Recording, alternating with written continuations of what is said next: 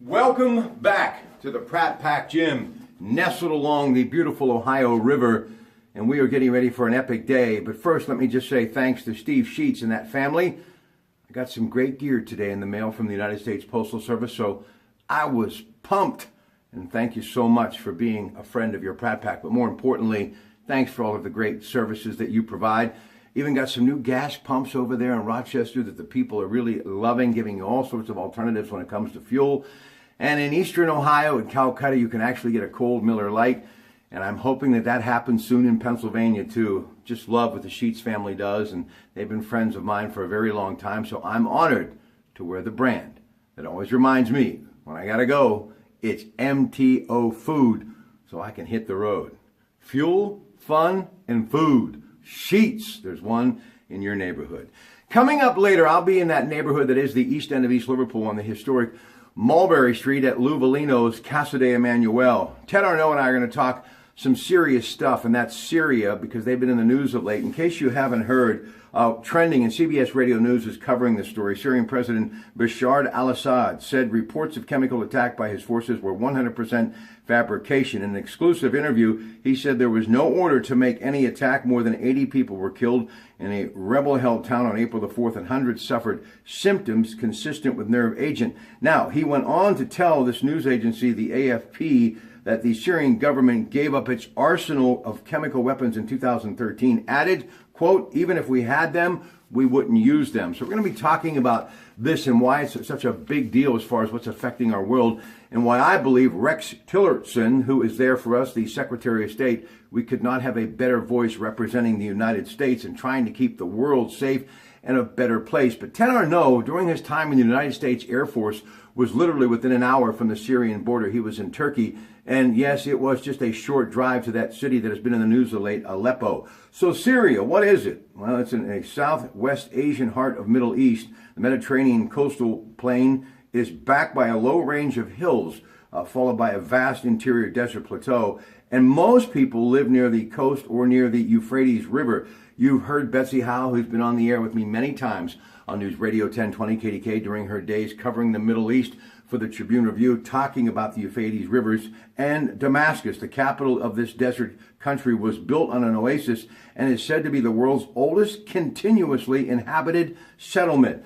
The economy of Syria: petroleum, textiles, food processing, beverages, agriculture, wheat, barley, cotton, lentils, beef, exports, crude oil, petroleum products, fruits, vegetables, cotton, fiber, and clothing. So very important when it comes to what is happening in that part of the world in the way of oil and Wall Street. And being that he's the former chairman, Rex Tillerson of ExxonMobil, it really is the right place for him to be representing our country, because he knows these people, he knows what it's all about, and he knows what we need to do as a country and as a world to stop this incredible madness over there. And hopefully Ted and I will make some sense of that coming up later tonight. Now, also, some of the other headlines making news. Satellite photos show North Korea nuke site ready to be tested. Again, CBS Radio News throughout the day with all these stories. And President Donald Trump talking about China turning back North Korean coal ships.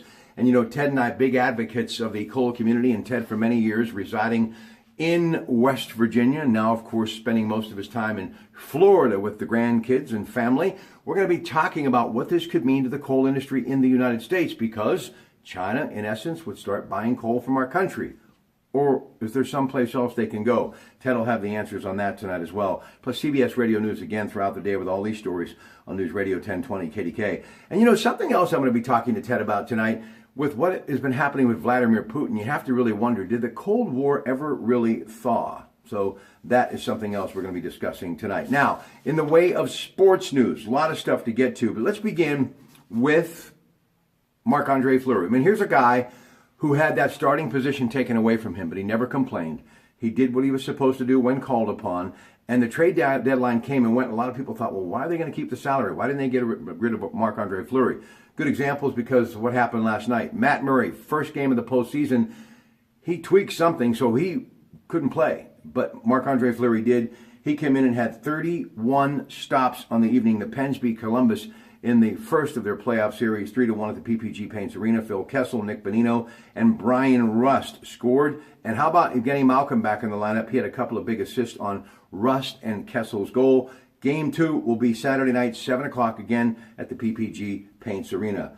All right, Amir Garrett had a shutout into the 7th inning at PNC Park last night, leading the Reds to a 9-2 win over the Pirates. Last week, the 24-year-old made his Major League debut. He threw 6 scoreless innings. Cincinnati has won 7 of 8 since losing to Philadelphia on opening day. Now, the Pirates, who were outscored 21-5 in the series, had Ivan Nova on the hill. He pitched 6 innings, but he gave up 3 runs.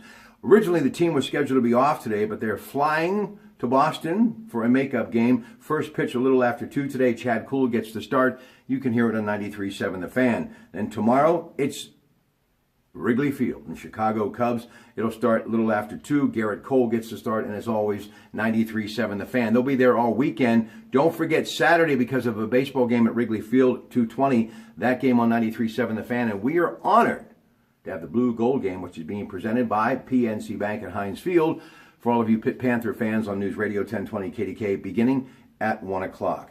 All right, one other note in the way of sports. It is NBA postseason time, and you will have Cleveland and Indiana beginning on Saturday.